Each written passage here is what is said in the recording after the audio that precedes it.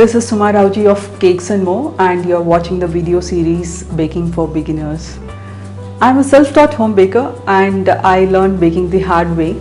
That is a lot of disasters at first. In retrospect, some basic knowledge about baking would have saved me a lot of trouble and disappointment.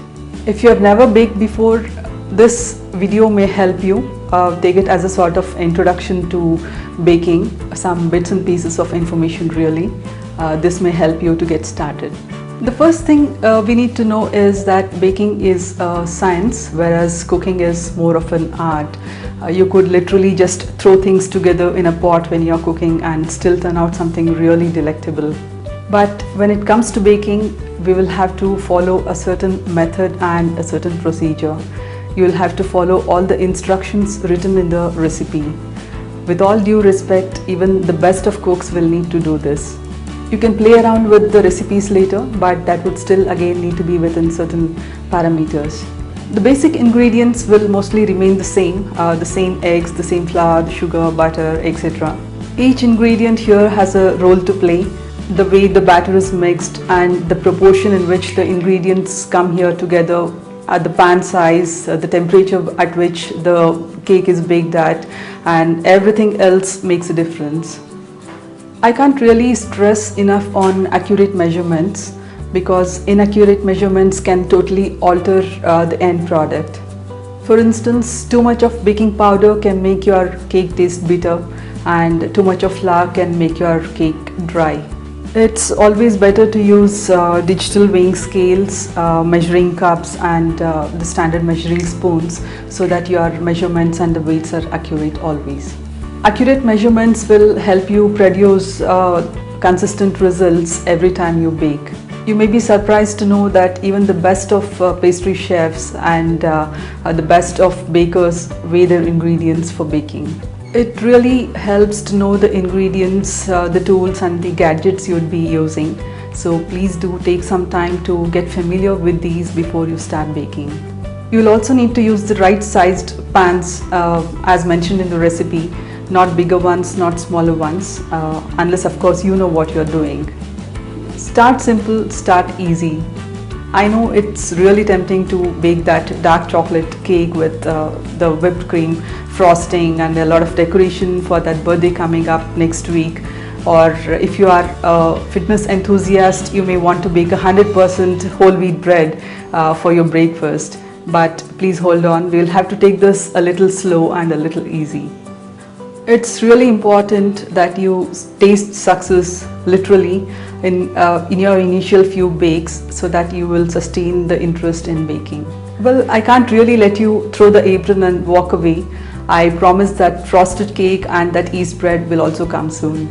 If you're looking for eggless recipes, it's better that you pick out eggless recipes which have been tried and tested. Please pick them up from reliable sources and then bake. Rather than picking out a recipe with eggs and then trying to tweak it to make it eggless. You may or you may not succeed, but then we do want you to succeed. So please do not try to tweak recipes when you're just starting. Coming to the big health concern surrounding baking, all baking need not be unhealthy.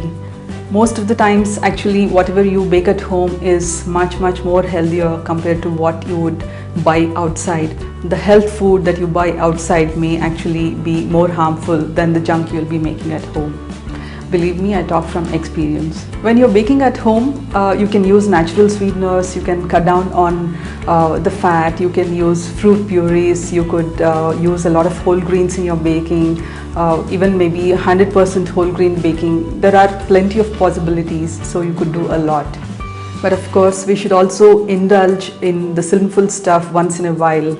What's life without good desserts?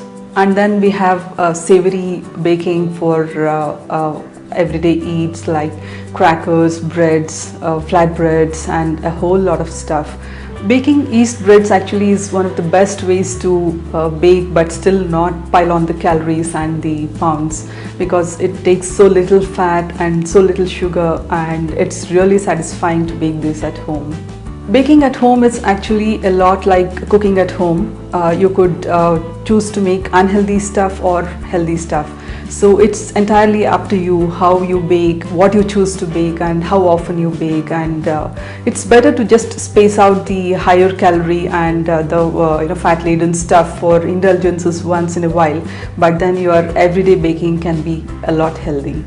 I'm a self-taught home baker, so are hundreds and thousands of people across the world.